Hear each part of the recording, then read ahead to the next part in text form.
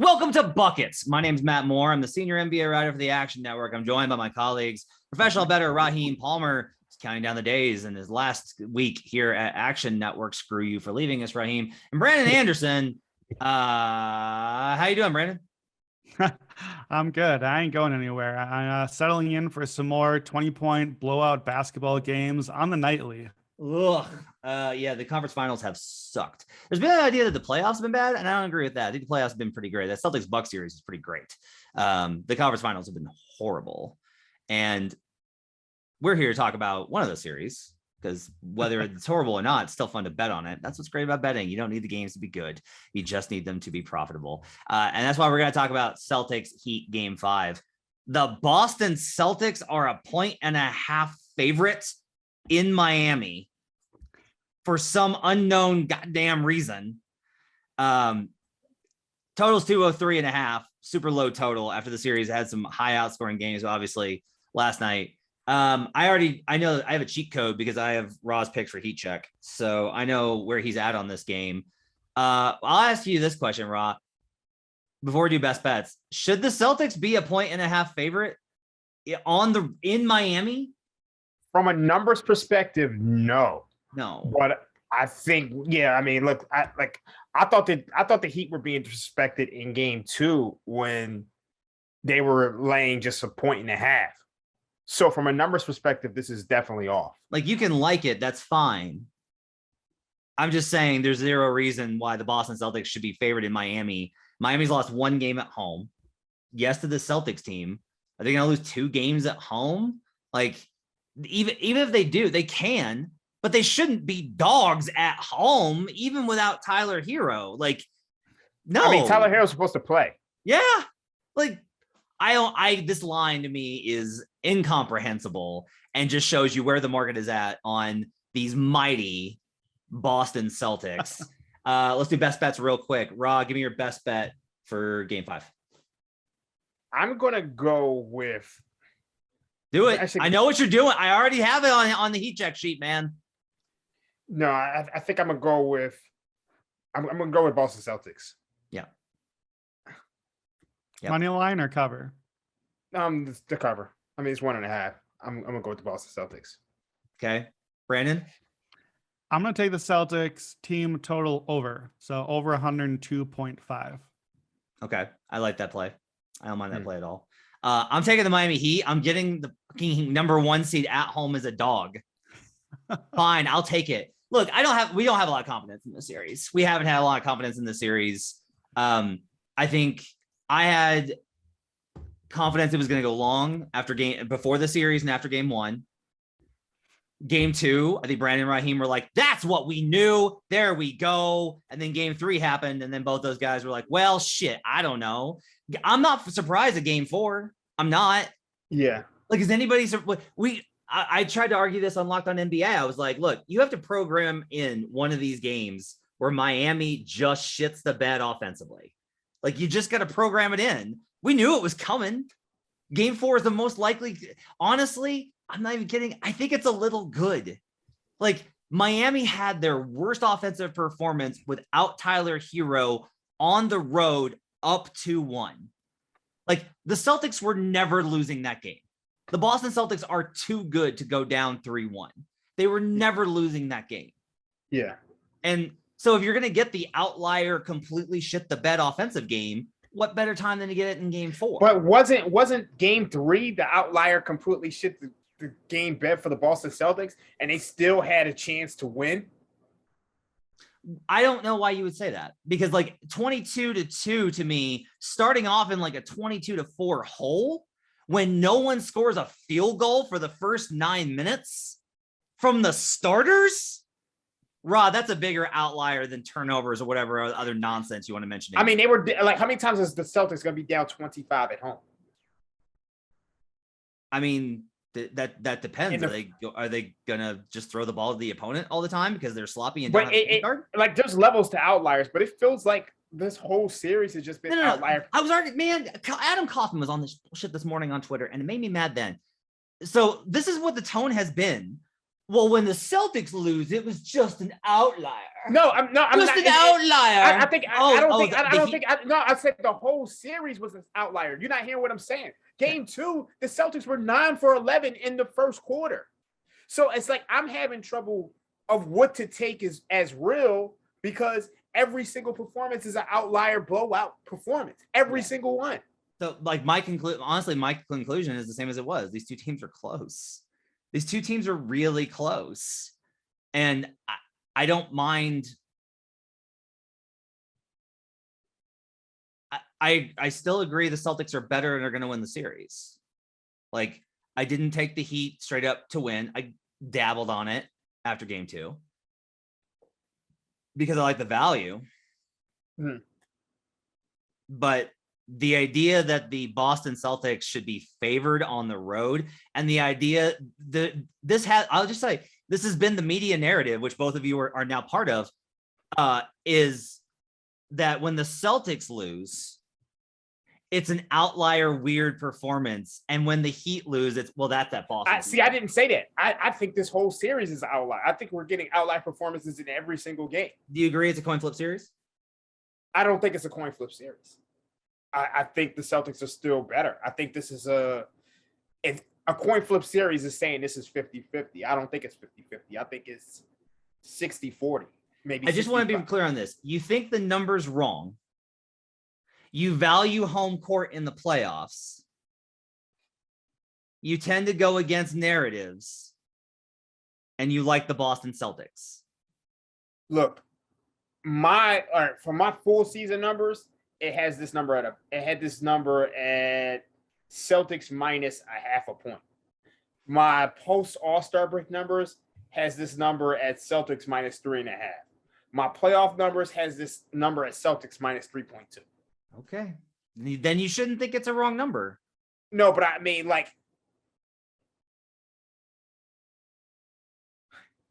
I can see it in your eyes. You know that what this is telling you is that these numbers are not reflective of the quality of the teams. They are better on paper than they are in reality. Yeah. You know this. Go, Brandon. So let me pause it. I want to know if you know anything on this, Matt. So I noticed looking at props for this game. I know that feels like a swerve, but let me get there. All the Celtics props are up, no Robert Williams, whatever, but like the main guys, they're up. For the Heat props, there's a really important name that there are no props listed for yet. His name is Jimmy Butler. No props. Jimmy Butler was terrible in game 4. He scored 6 points on 3 of 14 shooting, I think. Couldn't get to the line, couldn't do anything. Missed the second half of the previous game. To me, reading the tea leaves, no Butler on the props, no listing, bad game, had an injury before, weird line that I can't really account for. That makes me wonder if maybe there's something there, and maybe we don't know if Butler either is injured and going to play through or injured and maybe not going to play at all. What do you think? That's a good call. That would make sense. Like if Butler was out, that would explain the line. Because like, I care very much about being able to basically live with the bet. Like I care about like what's the right bet right now, right? Mm-hmm. If everybody plays, the right bet to me is the Heat. You have the number 1 seed as a home dog in a series where they won 2 of the first 3 games. Like they haven't been outmatched in the series. They haven't been outclassed in the series. That has not been what happened. If Butler's out, and honestly, we talked about this on the Monday episode. If you're gonna bet the series, you need to wait until tip to make sure that you know who's playing and who's not. You got Hero with a groin injury. You've got Robert Williams with knee soreness. You've got Jimmy Butler with knee soreness. You got Kyle Lowry with a hamstring. You've got half of the Heat with questionable calf strains. You've got Marcus Smart's ankle. You got all these type of things. Time Lord. Time Lord. Knee soreness. So you got all these things you kind of have to factor in. So you should wait. You're not going to get a bad number. I don't think. Do we think there's any chance of this going in a direction that's bad? Either way that you want it, because if you weigh, that's the way you need it.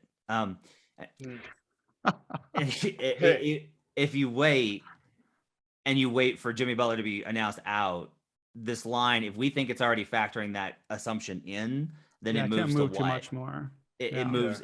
They're not. I don't think this number reflects that he's out. This number probably reflects the halfway point and let the market decide. So let's say this moves to 2. Jimmy Butler's ruled out. It's 4. You're still inside of 2 possessions. And a series has been mostly blowouts. I don't like the assumption of like. I want to ask this question, Brandon. Are you considering the alternate lines at all? No, I'm not really considering any lines right now because it's just. I think the series is close to a coin flip, and I like Boston a lot, but we're best of 3, and Miami has 2 home games, and Miami's been great at home, and I agree. I think the line on this game doesn't make a lot of sense to me. Like the value on the line that we are getting has to be on Miami. I don't want to bet Miami. I don't trust Miami. I'm not going to play Miami, but I can't play Boston favorite on the road against a good home team with a good defense and all the shooting variance either side. Like, but here, I can't find the value in Boston. I got a question for you. If you're playing Boston's team total over, doesn't that feel like a win considering that they tend to hit their team total over in their wins? I'm glad you asked. So let me make the case.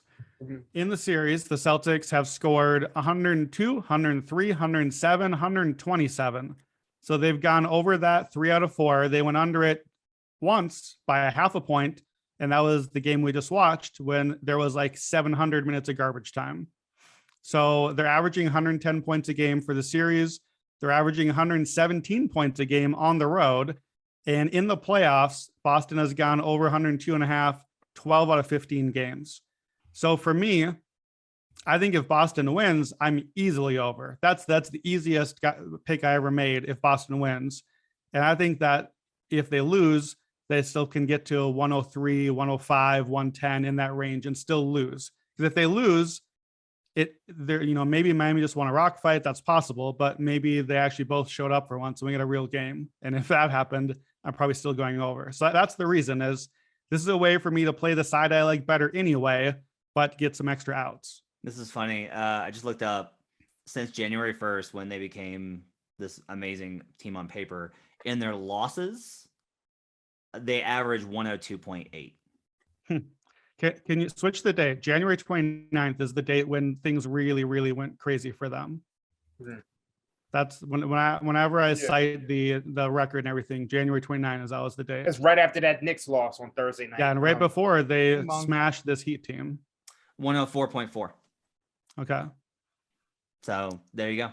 So that's, basically what that tells me is if the Celtics win, I'm almost certainly going to get this. If they lose, then I'm maybe 50-50 to still get it. That's crude math, but that's why I like it. My biggest win last night was Jayson Tatum over 38.5 points, rebounds, assists. We talked about that.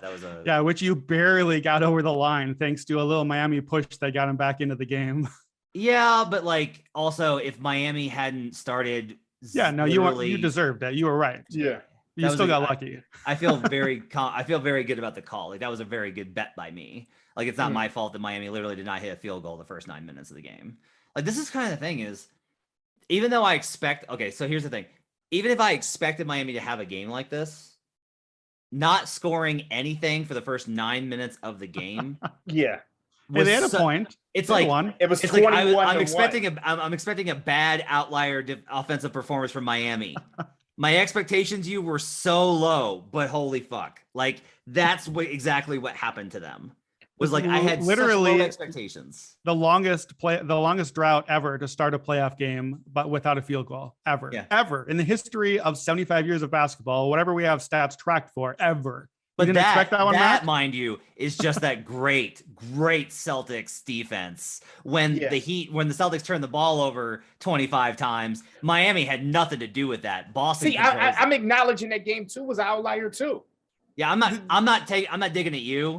I'm digging at this is what I'm dealing with on social media. It's like the narrative in the media I consume, and like I saw a thing from Levitar talking about the ESPN coverage at halftime about in a game that Heat were up 15, and they talked entirely about the Celtics and the momentum they had in a game that they wound up losing. I just find that for whatever, it's weird to me. It's not like Miami's Memphis. If it's Memphis, I get it. If it's Minnesota, I get it. If it's Milwaukee or OKC, fine. But like for whatever reason, everyone just wants to pretend like this Heat team doesn't exist. And it's very weird to me because I'm like, they won more games. Like, I understand since January 29th, they won more games. Look, here's the reason. Here's why people want to pretend the Heat don't exist. We have now watched 5, 6, 4. We watched 15 Heat playoff games. Give me a moment that you remember from any of them. Give me a game that you enjoyed. This is why we don't want to remember that the Heat exist, because we've watched 15 Heat playoff games and nothing about them has been memorable or taught us anything other than, oh, they made shots tonight, so they won. Oh, they missed shots, so they lost. That's what sucks about the Embiid injury is everyone just glosses over that because they were so good in that series. Like, I mean, I'm going to be honest with you. I think people are looking at this Heat team the same way people looked at the Atlanta Hawks, the Toronto Raptors, the Boston Celtics during LeBron's era. They're looked at as a great regular season team who nobody just takes seriously enough to win the championship because. And I think that's unfair. I don't think they're those teams at all. But I think that's how people are looking at them. Yeah, that could be. Yeah. I mean, it makes sense. I mean, what has Miami won really, except for 3 titles since 2006 and also made the finals in 2020. What have they really done? That's definitely relevant to this particular team. Well, no, but that's the point though, is like when people talk about these teams, that it's a meaningful franchise and that they just were in the finals 2 years ago. Yeah. Like, yeah, we should be giving this franchise more respect than we're giving them. I agree with you on that. Yes. Like this thing, like this team in particular, I just kind of wound up being like, the reason that I was kind of high on them was because of their path, right? And a lot of it just gets down to this. The reason these are blowouts, I'm not surprised these are blowout games. It's because it's the Spider-Man meme thing. The way I was talking, my wife was like, can you explain why these two teams are blowing each other out? And I said, yeah. I was like, imagine a scale. Okay. You got a scale and it goes up and down and you've weighted it perfectly with light objects. Okay. Any pressure at all, which is shooting variance, you add anything, you add one rock and it gets completely out of whack. That's like how this is balanced, because that shooting variance is what knocks us out of the scale, because the starting point for these two teams is pretty even. It's fine to say the Celtics are better, but what I mean by that is they're both switch heavy, great defensive teams that are well coached, well executed, that don't have dominant interior players, that are led by perimeter wings that are the engines of their offense, that both lack like a top level point guard. Because Kyle Lowry is just like, honestly, the Heat would probably be the pick to win the series if Kyle Lowry was 2 years younger. Yeah. Like that to me is literally the difference in the series right now, is if they had Kyle Lowry from 2020 and not Kyle Lowry from 2022, I think the Heat would be better. That's really what's missing here.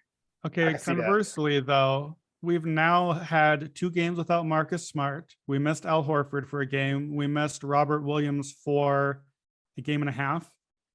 We've missed a half of Jimmy Butler. It's just nothing on the other side. 2 games. If Boston, 2 games of Kyle Lowry. You're right. I forgot Kyle Lowry and a game of Tyler Hero. So it's certainly not nothing on Miami's side.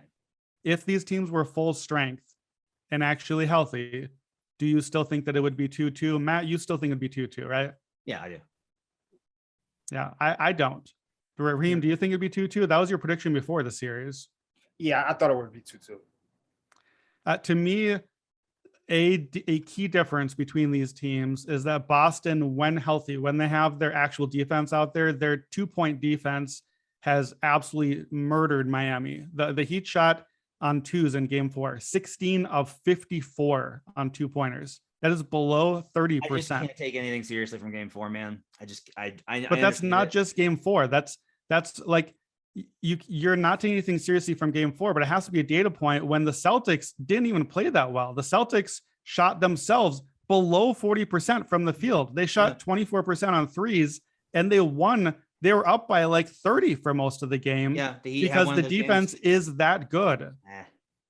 I think a lot of this, what I have kind of found is you and I's estimation of Marcus Smart, I think, is the differential. I think that's, I actually think that one entry point is where you and I differ. Explain, because I really disagree with that, but I'm curious what you mean. I think that you rank Marcus Smart as extremely impactful on both ends. But he didn't play yesterday. Yeah, I know, which is like, but you said fully healthy. Like, that's what I'm trying to estimate over the course of this. Like, again, Brandon, game 4 was the Heat were always going to lose that game. I really don't give a shit what the Celtics did. That's fine. You can think I'm wrong on this, but that's like where I'm at is like, I'm sorry that Miami didn't hit a field goal for the first 9 minutes. And yeah, look, the Celtics deserve credit. I'm not saying the Celtics don't deserve credit. I'm not saying the Celtics defense isn't incredible, because it is. Again, this is all about, when we're talking about here, is we're talking about like very slight degrees. It's that, like, you talk about them as if they're the 04 Pistons, and I'm like, they're really good. And they're not. This is not one of the best defenses I've ever seen. I think the way the modern game is played, I think it's possible that they're one of the best defenses we've seen. Like, they're never going to compare to the Pistons because it was a different game at that time, and a different, like, you only had to defend like half the amount of space that teams are defending these days. So I don't know how we can compare. I wouldn't compare them to the 2016 Warriors or 2015 Warriors, not 16. 16 was worse. 15 Warriors. So I mean, were they even better than the 2019 Raptors, or like? No, we're talking about good teams. Go ahead, Brandon. To answer the Marcus Smart thing, we talked about this, Matt, you and I, on the last podcast for this one. You made a big thing on Marcus Smart. For me, it's Robert Williams. Boston got their defensive player of the year back in game 4, and their defense looked good again. Daniel Tice, I love this take, played 9 minutes in a 20-point win and was minus 11 on the court. For the series, Daniel Tice, my man, is now minus 47 in 46 minutes. For the series, the Celtics are losing by more than a point per minute when he plays on the court. When he's off, they are plus 75. Let me ask you this. Marcus Smart didn't play. We kind of forgot. Like, it was the third quarter. I was like, oh, right. Smart's not even in this game right now. If Daniel Tice starts that game instead of Robert Williams, is there any chance in the world that Miami does not score a field goal in the first 9 minutes?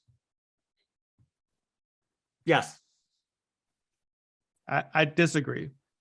I mean, that's how bad the Heat offense is at times. I understand this Heat team, and I love them for their weaknesses, and I know just how bad their offense can be. Like, that's how crappy their offense literally can be.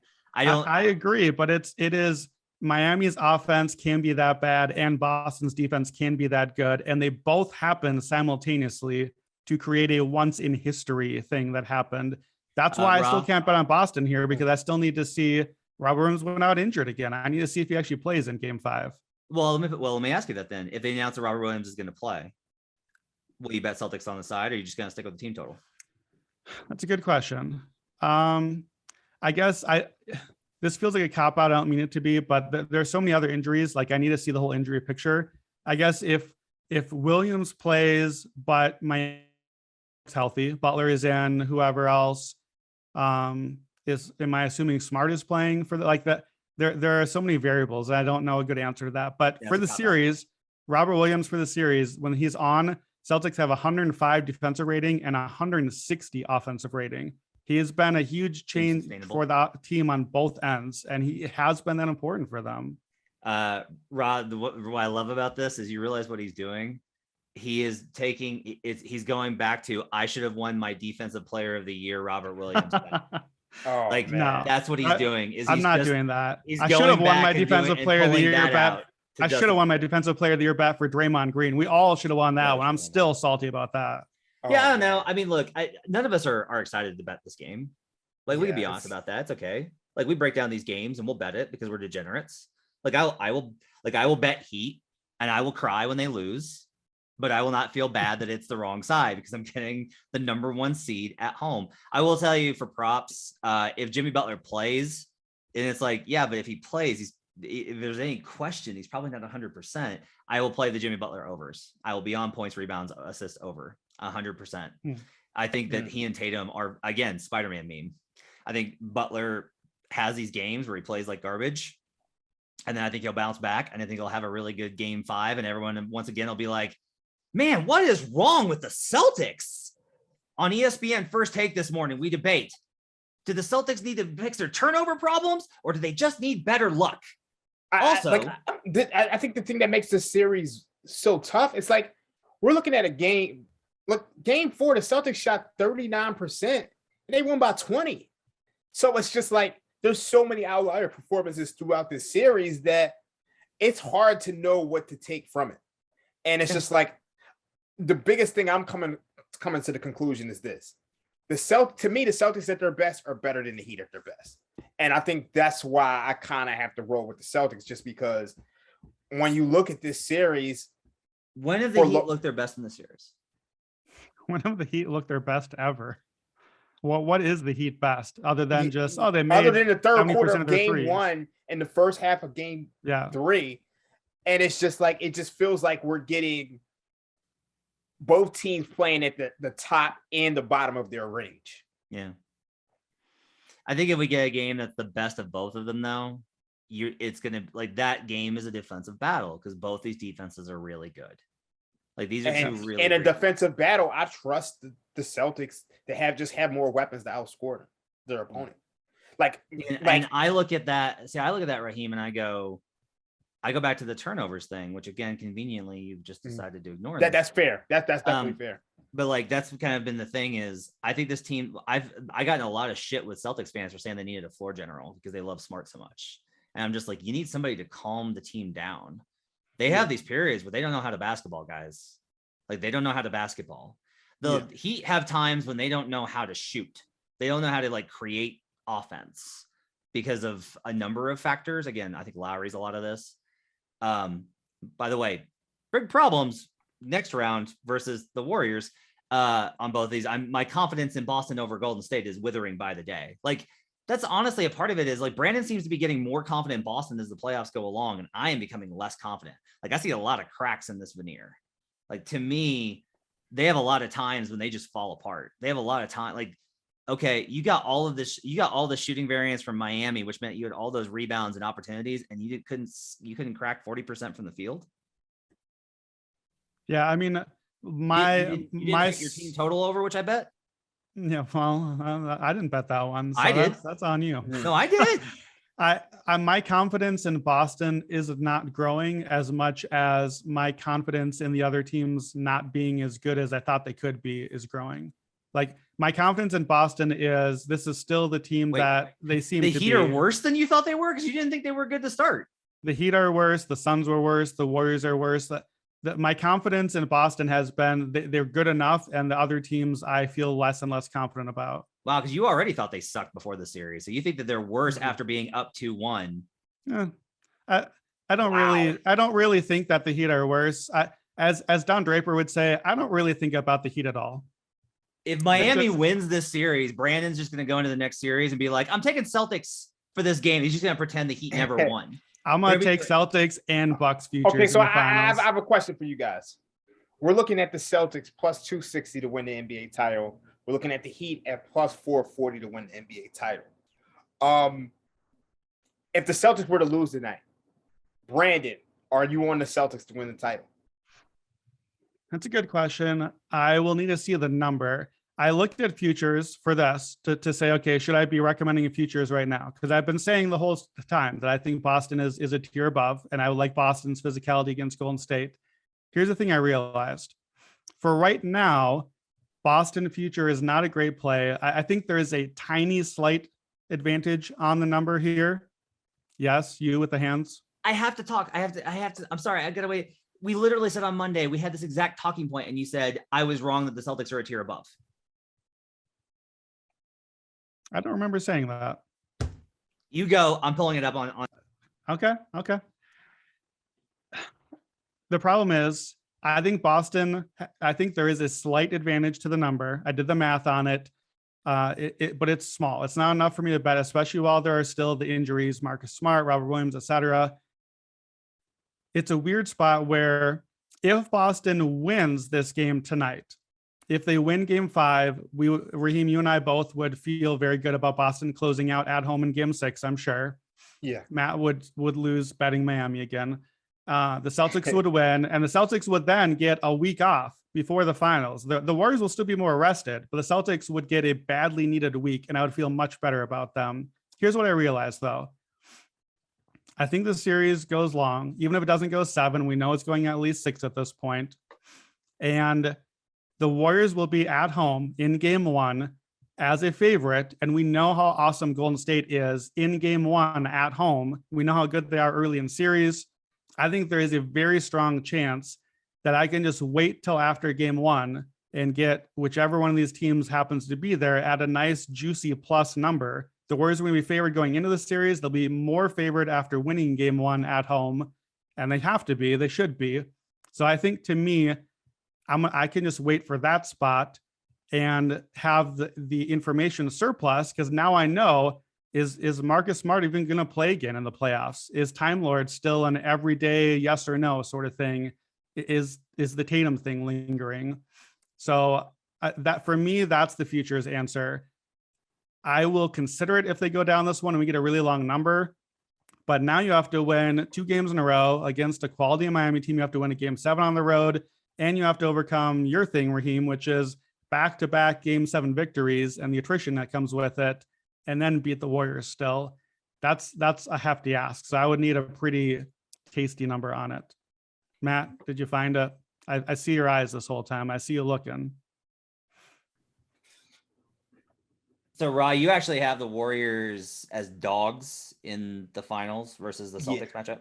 Yeah, I have them as dogs. Okay. Do you not see any sort of concern with this? Like, do you not I do look at see, this because and I mean, go, look, I'm talking about from a numbers perspective.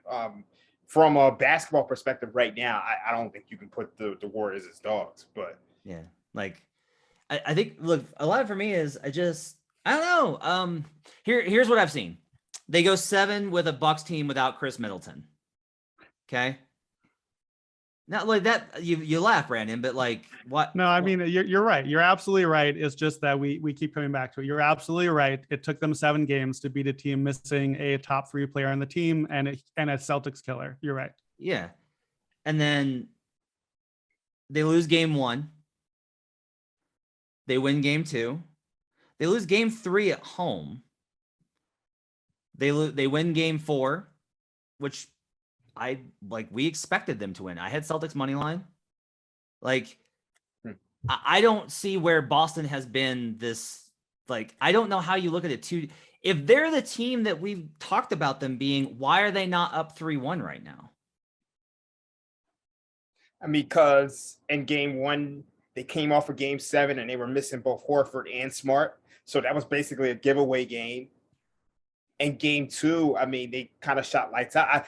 It all comes down to game 3. And I don't know what the hell happened in game 3.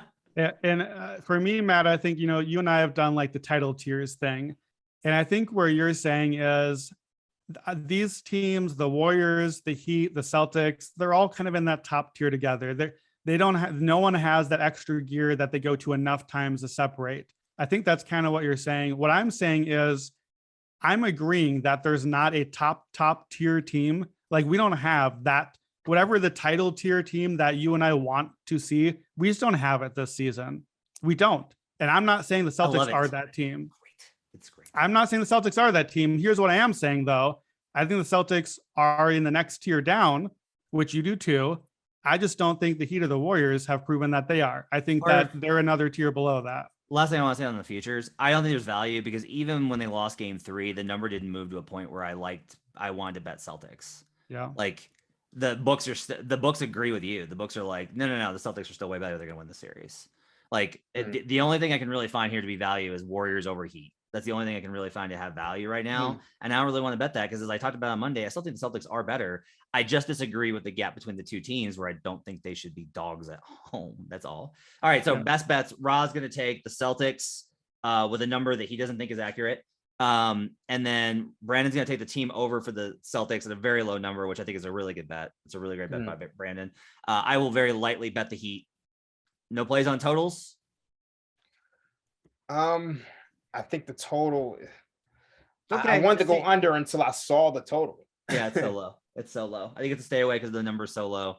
I like Jimmy do I get Butler to- overs if he plays. Brandon, you got a prop real quick? Yeah, my annual or not my daily Jaylen Brown props. Keep riding. Jaylen Brown over 6.5 rebounds. He's over on 4 for 4 this series, especially if Robert Williams is out. You definitely want that one. Over on 2.5 threes. We didn't get that one in game 4, but he is 6 of 7 on that one against the Heat for the season, 9 of his last 11 against them. And I got to go back to the well again. Jaylen Brown, 13-1 to win conference finals MVP at FanDuel. That number is just too long. He leads the Celtics in scoring. He leads them in rebounds. He is ahead of Jayson Tatum on field goal and 3-point percent. He has 8 fewer turnovers. He's in position. Like Tatum, I would make Tatum a favorite over Brown, especially after game 4. Like he definitely would win if the series ended right now. But 13-1 is too long. We're down to 3 games, maybe 2 here. And I think that he's still going to be in play there. Also, some rebounding props, like the series rebounding. Jaylen leads the series in rebounding. You can bet that at DraftKings or FanDuel at long numbers. So I'm still taking the Jaylen Brown props. All right, it's gonna wrap it up for buckets. Thanks for joining us. We'll be back we might be back tomorrow. We'll see what happens. We might be back tomorrow. We'll see what happens with Warriors and Mavericks as we record this on a Tuesday afternoon. Thanks for joining us, everybody. Download the Action Network app. We'll see you guys again next time. Let's get buckets.